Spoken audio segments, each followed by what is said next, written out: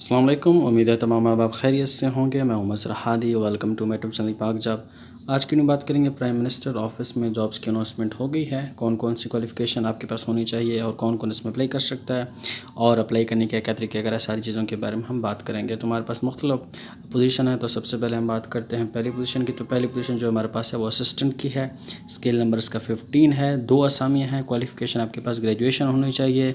Original Kota की हम बात करें तो ओपन मेरिट है। और उसके बाद एज लिमिट की हम बात करें तो 18 से 28 साल आपकी एज लिमिट होनी चाहिए।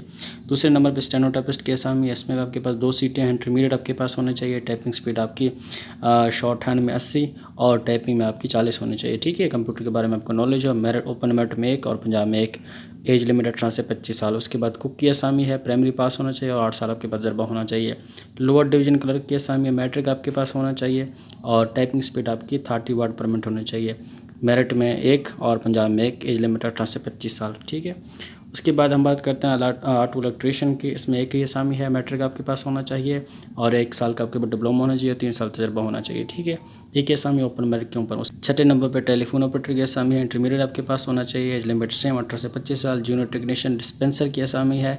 मैट्रिक विद डिस्पेंसर कोर्स आपके पास होना चाहिए और 6 साल आपके पास तजर्बा होना चाहिए। ठीक है, फिर रिटायर NCO हो फ्राम AMC से। ठीक है, मेरिट के ऊपर एक ही सीट है। 18 से 25 साल लिमिट होनी चाहिए। उसके बाद जूनियर टेक्नीशियन कोऑर्डिनेटर की असामी है। स्किल नंबर 9 हो। एक ही असामी मैट्रिक और 6 साल आपके पास तजर्बा होना चाहिए।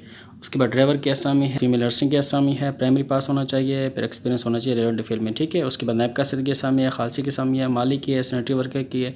तो ये हमारे पास जो है असामियाँ थी। लिमिट 18 से 25 साल। और उसके बाद जो है रीजनल कोटा भी हम मैंने आपको बता दी है। अब हम बात करते हैं कि आप इसमें अप्लाई कैसे कर सकते हैं। अगर आप इन सब चीज़ों पे पूरे उतरते हैं, जो इन क्वालिफिकेशन वगैरह सब चीज़ें बताई हैं, तो आपने क्या करना है, NGP यानी नेशनल जॉब पोर्टल पे चले जाना है और वहाँ पे आप लोगों ने अप्लाई कर लेना है। ठीक है, तो अब हम चलते हैं वेबसाइट के ऊपर। वहाँ मैं आपको बताऊँगा कि आप इसमें ऑनलाइन अप्लाई कैसे कर सकते हैं।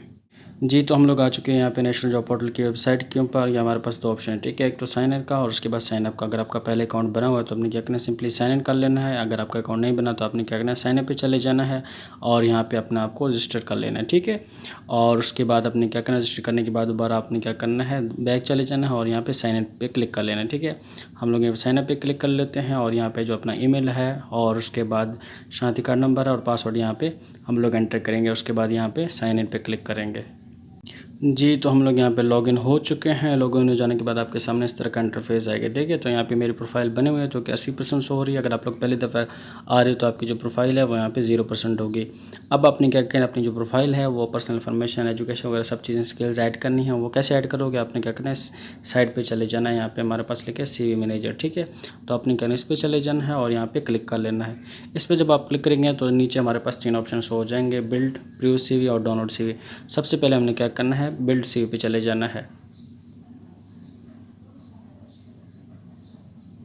यहाँ पे जब चले जाएंगे तो हमारे पास यहाँ पे मुख्तलिफ स्टेप्स आ जाते हैं, ये चेक कर सकते हैं आप। ठीक है, सबसे पहले हमारे पास आ जाती है पर्सनल डिटेल और उसके बाद एड्रेस, उसके बाद एजुकेशन, वर्क एक्सपीरियंस, उसके बाद स्किल्स, ट्रेनिंग, लैंग्वेज और अटैचमेंट। ठीक है, सारी चीज़ों को आपने क्या करना है, फिल कर लेना जो भी आपके पास मौजूद हैं। तो पर्सनल इन्फॉर्मेशन सबसे पहले आपकी जो पर्सनल डिटेल है वो आपने ऐड कर लेनी है। ठीक है, सबसे पहले आपने क्या करना है, अपनी तस्वीर है वो यहाँ पे अपलोड कर देनी है। ठीक है, पासपोर्ट साइज तस्वीर है वो आपने यहाँ पे अपलोड कर देनी है। ठीक है, साइज़ का ख्याल रखना है, साइज़ का कम हो ज़्यादा ना हो तो अपलोड होने में मुश्किल होती है। ठीक है, उसके बाद अपनी जो है पर्सनल इन्फॉर्मेशन है वो यहाँ पे एंटर कर लेंगे। First name, last name, mobile number, father name. ठीक है, सारी चीज़ों को आपने एंटर कर लेना है। ठीक है, मैं इसलिए यहाँ पे जल्दी जल्दी बता रहा हूँ कि इसके ऊपर मुकम्मल एक वीडियो मैं पहले बना चुका हूँ। अगर आपको मुकम्मल तौर पर जानना है कि नेशनल जॉब पोर्टल के ऊपर अप्लाई कैसे कर सकते हैं, उसका लिंक मैं डिस्क्रिप्शन में दे दूँगा, आप उसको चेक कर लीजिए। ठीक है, पर्सनल इन्फॉर्मेशन आपने अपने यहाँ पे ऐड कर देनी है।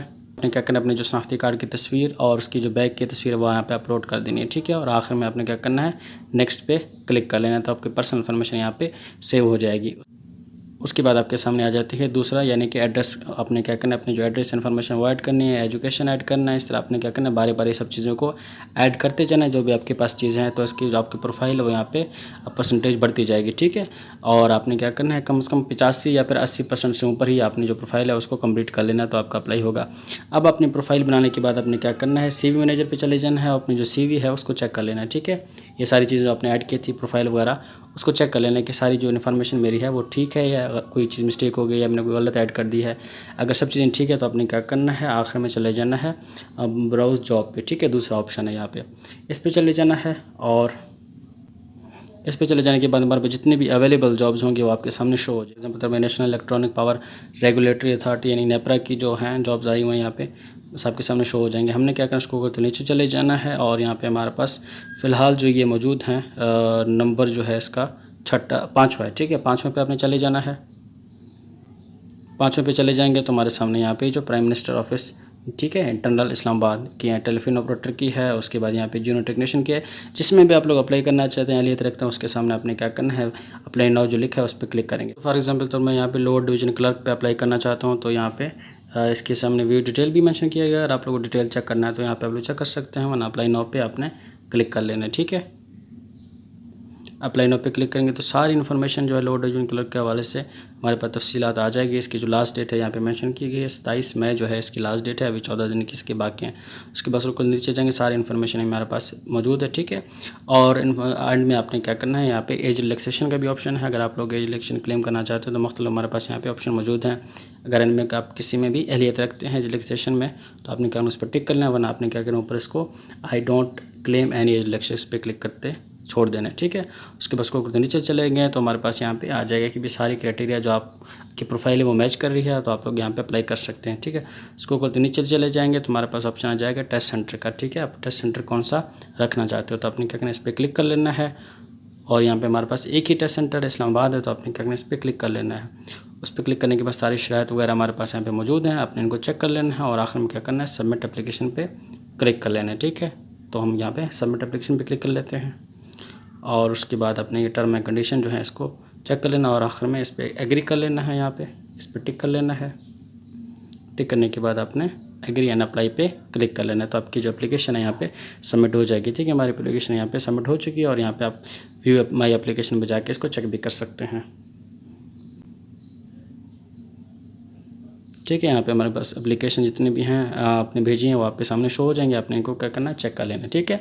तो आप उम्मीद है आपको सब चीज़ें समझ आ गई होंगी। तो मिलते हैं इंशाल्लाह नेक्स्ट वीडियो में और चैनल को सब्सक्राइब और वीडियो को लाइक जरूर कर दीजिएगा। Thank you so much.